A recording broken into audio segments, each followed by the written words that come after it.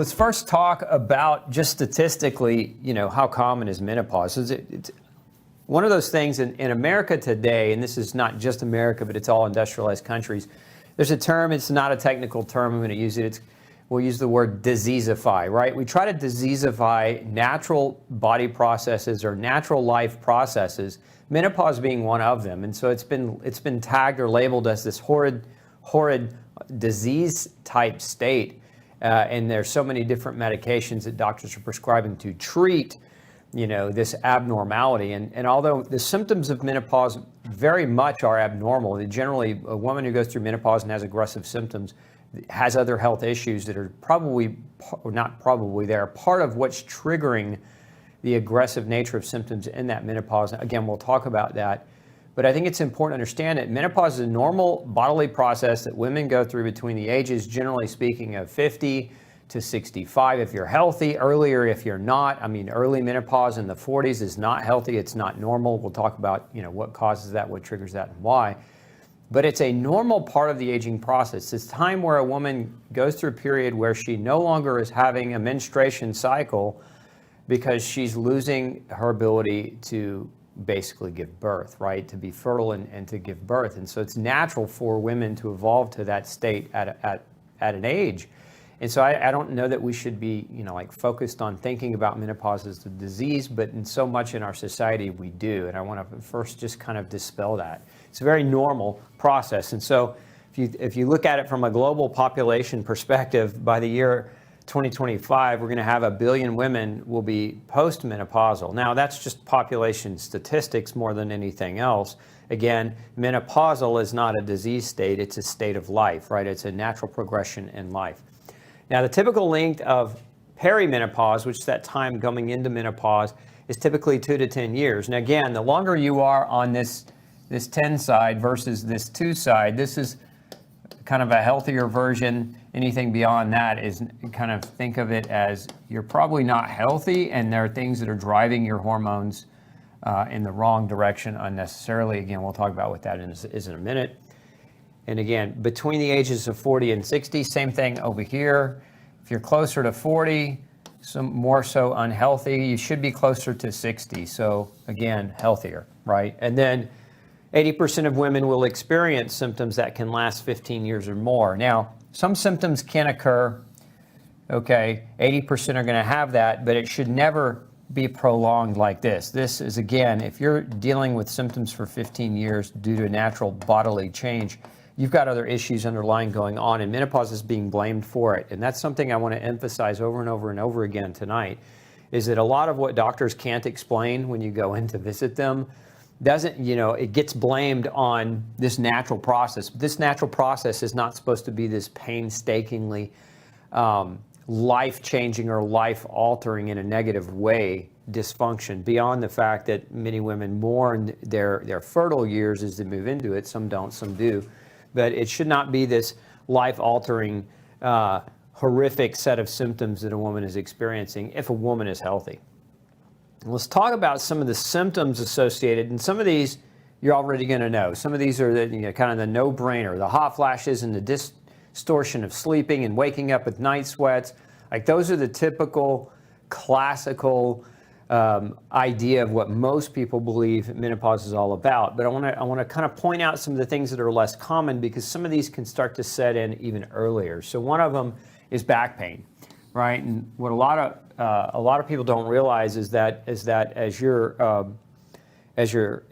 ovaries and uterus start to change, there can be inflammatory change there, especially in women going through menopause early because of an unhealthy issue, where you'll get referred back pain. So you get referral pain into the back because of inflammation in the sex organ, the uterine lining, etc. So that's a referral pain pattern oftentimes. And so back pain can be a sign of not just menopause or early menopause symptoms, but can also be a sign of inflammation in the uterus as well. Brain fog, and this has to do with hormonal changes, and bone density loss. This is especially true if it's occurring if you're going in and you're having testing done and your doctor's telling you you've got bone loss. Now, again, if you're not familiar with testing around, osteoporosis and osteopenia, I do it, and I have an entire hour and a half on this topic. You should go back and watch it, because if your doctor's evaluating your bone health using a bone scan, that's a very, very poor way to effectively evaluate your bone health. So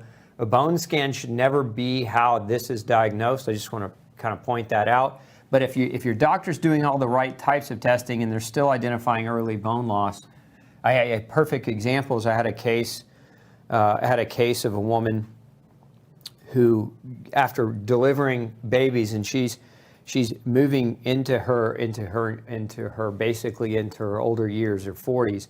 And anyway, after delivering and breastfeeding, she had severe fractures through her spine because of malnourishment, and the malnourishment that breastfeeding and her diet was causing. That's bone loss, right? Bone loss is, when a doctor thoroughly evaluates you. In her case, she had compression fractures in the spine. The only way to evaluate that was to actually do X-ray. But so many doctors try to evaluate bone density through a bone scan alone. Not an accurate way to assess it. Cognitive decline, decreased libido, decreased sexual function, as well as gum disease and dental disease, again, signs of inflammation. So depression, dry mouth or xerostomia, burning of the mouth, elevated heart rate, emotional distress, headaches. This is a big one. I see this one a lot. Joint pain, aches, and we're going to talk about this. This is especially true in early menopause.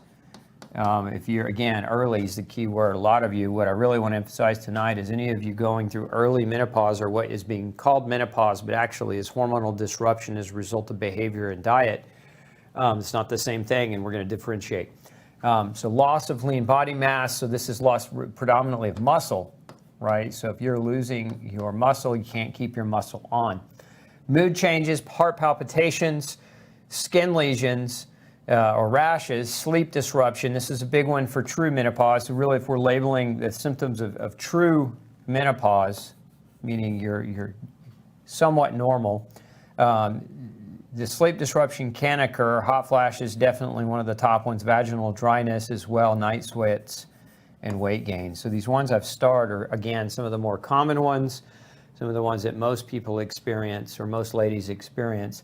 And so again, what I want to emphasize is these are the symptoms. This is how we can begin the process of recognition. However, a lot of these symptoms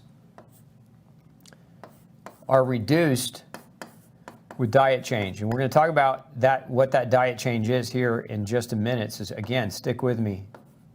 I want to emphasize this, because a lot of the reasons why, again, women experience aggressive menopause symptoms has nothing to do with menopause, and actually has to do with the aging combined with the years of poor habits within diet and lifestyle. And those poor habits lead to blood glucose and blood sugar disruption that can dramatically affect how hormones are produced.